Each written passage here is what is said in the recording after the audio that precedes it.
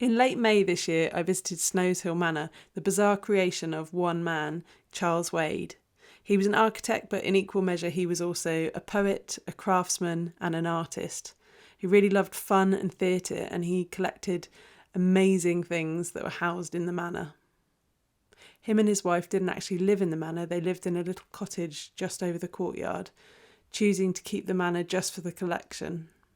He used his home as a place to celebrate art and craftsmanship, and most of all, he used it to entertain. I'm going to take you on a little tour of what I saw there. So I've just arrived at Snowshill Manor. It's a lovely sunny day, and I'm walking, it's a 15-minute walk down to the manor, and I'm walking over a very nice bridge with lots of forget-me-nots round a little stream and buttercups.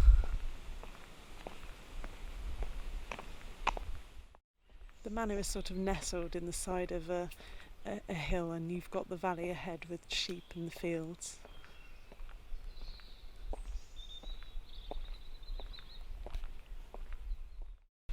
So I'm just walking up the garden path with trees either side, and I'm into a beautiful kitchen garden with a greenhouse and some raised beds.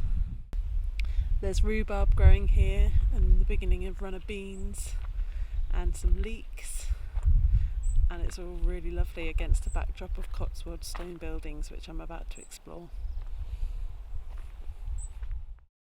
There's box hedges either side of this path, and the smell of the box hedge is just sensational. So I think I took an accidental shortcut, and now I've come to the front of the manor, which is such an interesting facade because it's very much two halves.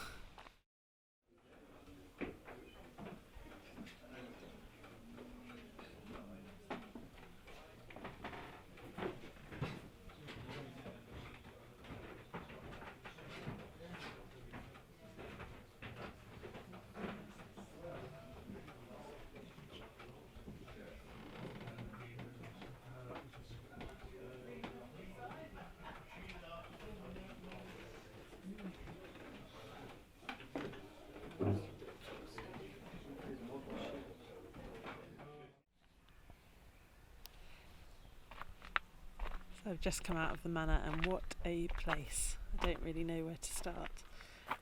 Charles Wade, what a person he must have been.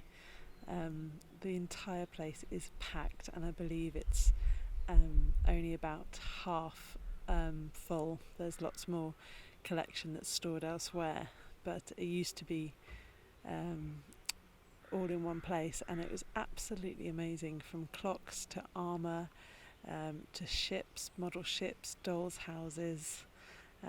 Absolutely beautiful. Everywhere you look there was something to look at. It's hard to even remember it all. I took so many photos just to be able to work back through it and look at the detail. He had a fascination with spinning wheels, and in fact it was a bone model of a spinning wheel that was one of his first items that he collected with his pocket money when he was a child. There were just so many clocks of every scale. A ship in every window.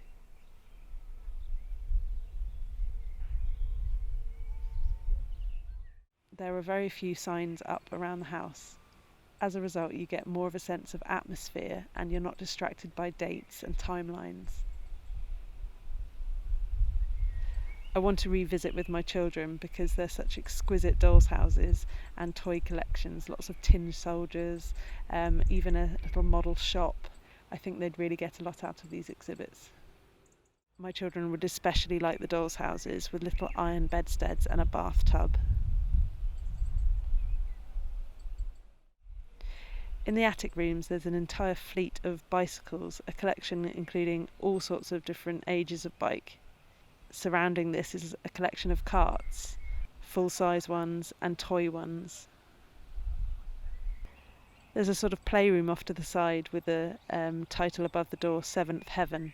In here there's lots of sort of toys that you can see how they've evolved into modern day toys, like a bouncy chair suspended from the ceiling, but it's more of a dress. I love how his collections follow an interest that can be quite obscure. There's a whole collection of shoes, cobbler's equipment. Then there's some spinning wheels, lots of spinning wheels, and weaving looms. Some of the rooms are set up almost like a workshop. There's a room called the music room, which is absolutely lined with unusual musical instruments. It feels like Charles noticed craftsmanship in even the simplest of items. There's a display of fire buckets that are decorated on the wall. In the kitchen, which wasn't really used as a kitchen because they didn't live in the house, there's all these lots of crests on the wall and suits of armour. But actually I was really drawn to these beautiful collection of keys displayed by the window. Keys and latches. In a room off the kitchen, I don't really know what it would be, a sort of study room. There was wonderful carving of poetry around the top of the panelling. I really liked a decorative box in this room. There were plenty of painted decorative boxes around the house and lots of china. You'd see this in other houses and it'd be one or two items alone, but in this house it's all together. There's just so much to see, you don't really know where to look. As people wandered round, there was lots of comments about clutter and how they felt better about their own clutter in their own homes, which I can understand, but it was a really good sales pitch for clutter, if clutter could be that interesting. I heard a visitor saying they didn't understand why they didn't live inside the big house, but I kind of get it. His collection was there to be admired, not to live amongst so much, and he didn't need to be part of it. He was happy with a very simple bathroom and a very unusual but quite basic bedroom. I think he slept in this little bed to the side with its curtain across in this panelled room with a vaulted ceiling. There's a checked tablecloth, just like my grandmother used to have, with lunch ready to be eaten. There's a kitchen clock and knives on display and a swinging seat. I love the size of the garden. It's not huge, but it feels like you kind of have different rooms, one leading off another, with some beautiful buildings in between. There's just something of interest in every little section. I particularly like the model village with its harbour, the pond that's round it. You just want to get into the water and explore the village a bit closer. I can imagine children probably did do this at times.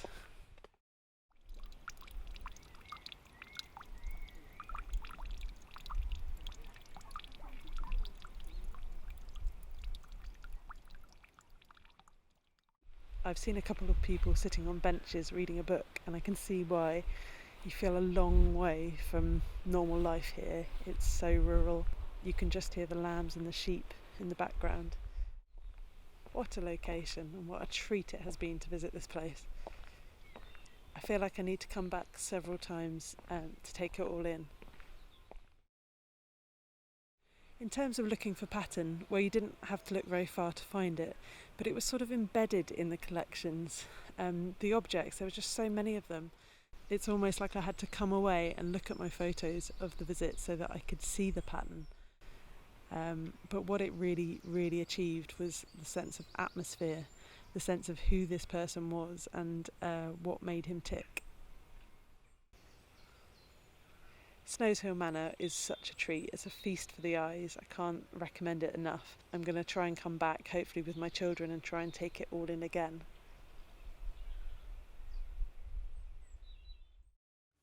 When it came to me creating my own patterns, I've had to work backwards to find out what I was influenced by. Definitely these striped bathroom curtains. I loved some of the shapes and simple motifs that I found in the heraldic panelling and shields and crests around the house and garden. I've ended up combining them with more naturalistic inspiration from the garden, and the end result feels a little bit like folk art patterns. This wasn't intentional, but that's what I love about pattern.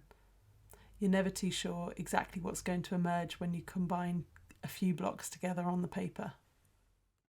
With my influences ranging from decorative elements to even clock hands, as shown in this pattern, I feel like the end result was as eclectic as the manor itself.